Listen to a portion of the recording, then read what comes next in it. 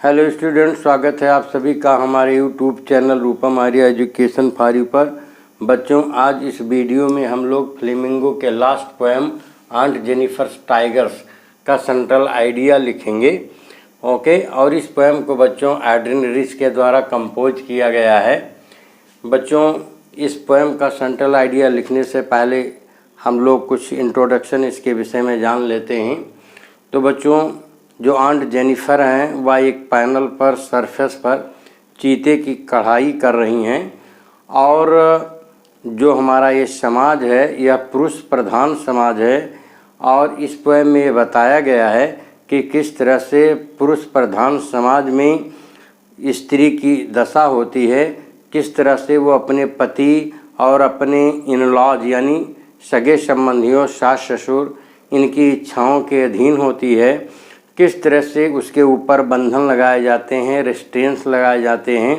Okay, और किस तरह से उसको अपने वैवाहिक जीवन की जिम्मेदारियों को उठाना होता है, यानी उसको फिजिकली शारीरिक रूप से एक प्रकार से कैद करके रखा जाता है, और वो अपने पूरे जीवन भर अपने पति की इच्छाओं का पालन करती है, इच्छाओं की पूर्ति के लिए अपने जीवन को बिता देती है, अपने स्वास्थ्य, अपने हेल्थ, इनकी कोई केयर नहीं करती है।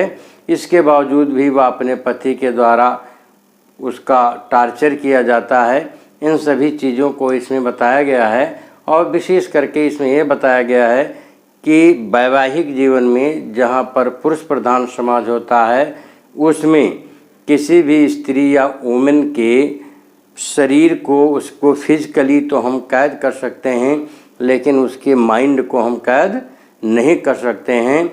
और इस पोएम में वह जो पैनल पर टाइगर्स को बना रही हैं, जो कि बोल्ड और फियरलेसली प्रैंक्स करते हैं, उछलते हैं, कूदते हैं उसी पैनल पर जिस पर वह बना रही हैं, वह इस बात के द्योतक हैं कि आंट जेनिफर खुद स्वतंत्र होना चाहती हैं। ओके, वो अपना पूरा जीवन इन्हीं इच्छाओं को लेकर के अपने अंदर दबाए रखती हैं, और इन्हीं चित्रों के माध्यम से जिनकी वह कढ़ाई कर रही हैं को व्यक्त करती हैं। ओके, जो एक औरत होती है उसके हाथ में अंगूठी, गले का हार, मांग का सिंदूर और हाथ का कड़ा, ये सब चीज़ें इस बात के साइन होते हैं, यानी प्रतीक होते हैं कि she is married and she is totally submissive to the desires of her husband. Okay, तो इस प्रकार से बच्चों इसमें हम ये पाएंगे कि किस तरह से आंट जेनिफर अपने पूरे जीवन भर अपनी रिस्पॉन्सिबिलिटीज़ को निभाते निभाते और बाउंडेशंस में रह करके कमज़ोर हो गई हैं, और इतना कमज़ोर हो गई हैं कि वह कढ़ाई की सुई को भी खींचने में असमर्थ सा अनुभव करती हैं। ओके, तो आइए बच्चों हम आज इसका सेंट्रल आइडिया लिखते हैं। तो सेंट्रल आइडिया लिखने के लिए बच्चों किसी भी पोएम का हो, आप सबसे पहले इतना ज़रूर लिखेंगे कि the poem aunt Jennifer's tigers, इसको सिंगल कामा में कर लीजिए, has been composed by Adrienne Rich. Okay, in this imaginative poem the poetess has described how patriarchy controls women bodies but not their minds. The protagonist, Aunt Jennifer, who is embroidering tigers on a panel, moving and prancing fearlessly around the bright greenery, but she herself is timid and submissive to her husband's command. Okay? यहाँ पर बच्चों imaginative का मतलब होता है काल्पनिक, और patriarchy मतलब होता है पितृसत्ता। ओके, आगे देखें, शी हैज़ ग्रोन ओल्ड, वह वृद्ध हो चुकी हैं, एंड वीक और कमज़ोर, and so she finds it hard to pull the ivory needle, और इसलिए वह इवोरी नीडल को पुल करने में कठिनाई महसूस करती हैं। यानी इवोरी नीडल कहते हैं बच्चों हाथी के दांत की बनी हुई सुई, यानी जब वह टाइगर्स की एम्ब्रॉयडरिंग कर रही होती हैं पैनल पर, तब जो ऊल है और नीडल है उसको पुल करने में वह कठिनाई अनुभूत करती हैं। इतनी ओल्ड और वीक आंट जेनिफर हो चुकी हैं। Okay, her hands flutter through the wool, और जो ऊल जिससे वह कढ़ाई करती हैं उस ऊल को अपने हाथ में लिए उनका हाथ कांपता है, यानी उन ऊल के बीच में उनका हाथ कांपता है, इतनी कमज़ोर हो चुकी हैं।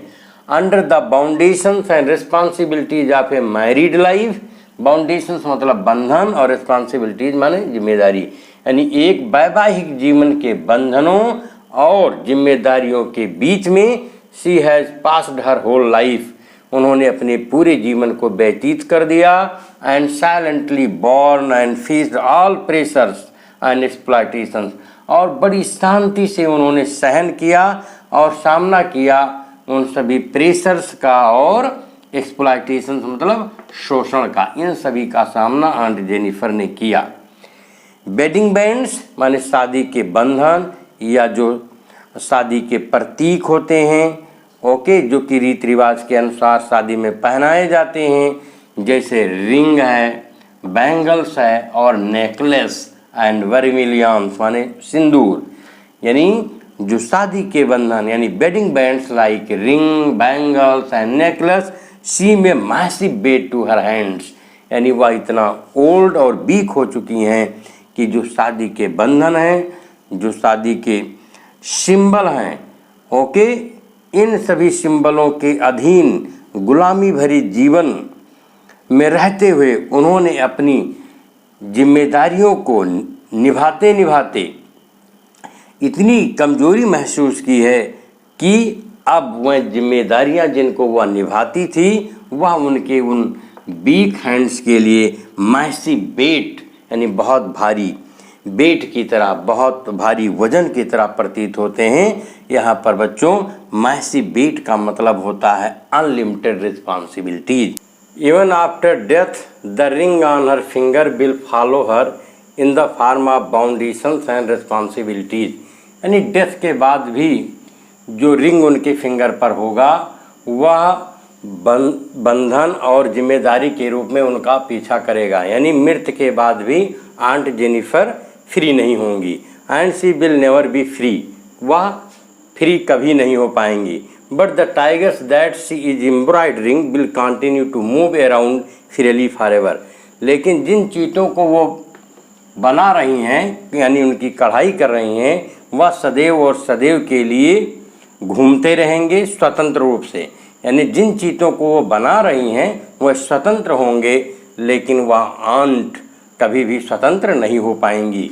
हर desire of freedom and fearlessness will live on through her tigers, यानी आंटी की जो डिजायर थी कि उनको भी फ्रीडम मिले और वह भी निडर रहें, उनकी यह इच्छा उनके टाइगर्स के रूप में सदैव जीवित रहेगी, यानी जब तक टाइगर्स रहेंगे उस पैनल पर तब तक आंट की जो डिजायर थी फ्रीडम की और फेयरलेसनेस की वह बनी रहेगी।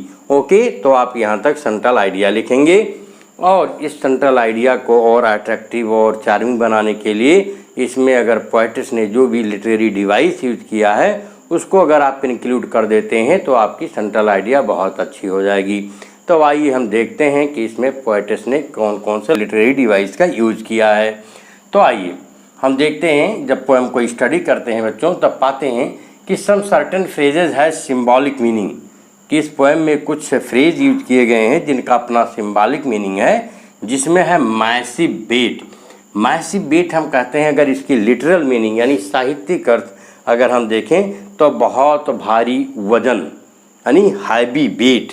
मैसिव वेट का मतलब हैवी वेट, लेकिन इसका जो सिम्बॉलिक अर्थ है वह है अनकाउंटेबल रिस्पॉन्सिबिलिटीज यानी असंख्य जिम्मेदारियाँ। ओके, एंड नेक्स्ट जो इसमें आया है वेडिंग बैंड, तो वेडिंग बैंड का मतलब होता है शादी का बंधन, और यहाँ पर जो इसका सिम्बॉलिक अर्थ है बच्चों सिम्बल्स ऑफ बाउंडेशंस यानी बंधन के प्रतीक। टेरिफाइड हैंड्स, टेरिफाइड हैंड्स का मतलब टेरर से बना हुआ है यानी डरे हुए हाथ, इसकी लिटरेरी मीनिंग है। और जबकि सिम्बॉलिक अर्थ में आते हैं तो old, fearful means be kind. Old and fearful means be kind.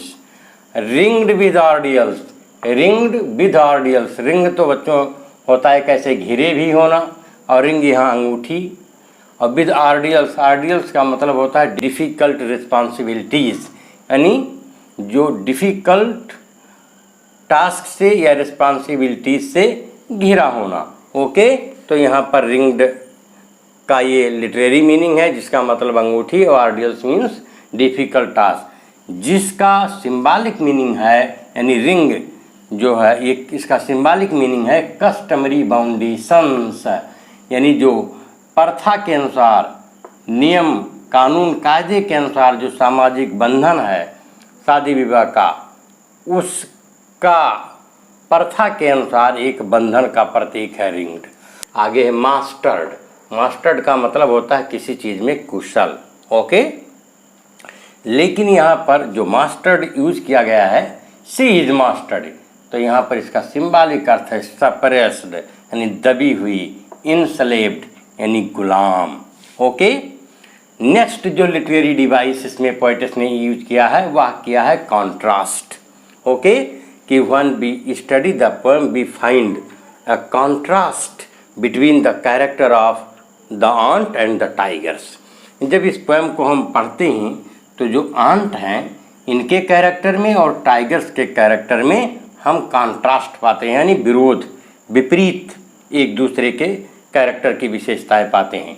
जैसे आंट डरपोक, डरी हैं, ओल्ड हैं, कमज़ोर हैं। ओके, जबकि चीता क्या है, फ्री है और निडर है। Okay, and the next literary device जो पोएट्स ने इसमें यूज किया है वह एलिट्रेशन फिगर्स ऑफ स्पीच, जिसको हिंदी में बच्चों हम कहते हैं अनुप्रास अलंकार। इसका प्रयोग किया है, जिसमें कुछ आपको फ्रेजेज मिलेंगे इस पोएम में, जिसमें आया है चिवेलरिक सर्टेनिटी, ओके, और finger fluttering and prancing proud, ये फ्रेजेज आए हुए हैं। और इसे अगर हम देखें तो इसकी जो शुरुआत के लेटर्स हैं वह सेम हैं और ये कॉन्सोनेंट हैं। जैसे यफ इसमें और यफ इसमें है, पी इसमें आया है, पी इसमें आया है और इसमें सी और सी आया है। ओके, यानी जब सेम कॉन्सोनेंट सीक्वेंस में वर्ड्स के आते हैं तब हम उसे कहेंगे कि इसमें पोएट या पोएटेस ने एलिट्रेशन फिगर्स ऑफ स्पीच का यूज किया है। Okay, thank you for watching. I hope आपको ये समझ में आ गया होगा, और यदि आप चैनल पर नए हों, आपने इसे अभी तक सब्सक्राइब न किया हो तो आप इसे अवश्य सब्सक्राइब कर लें।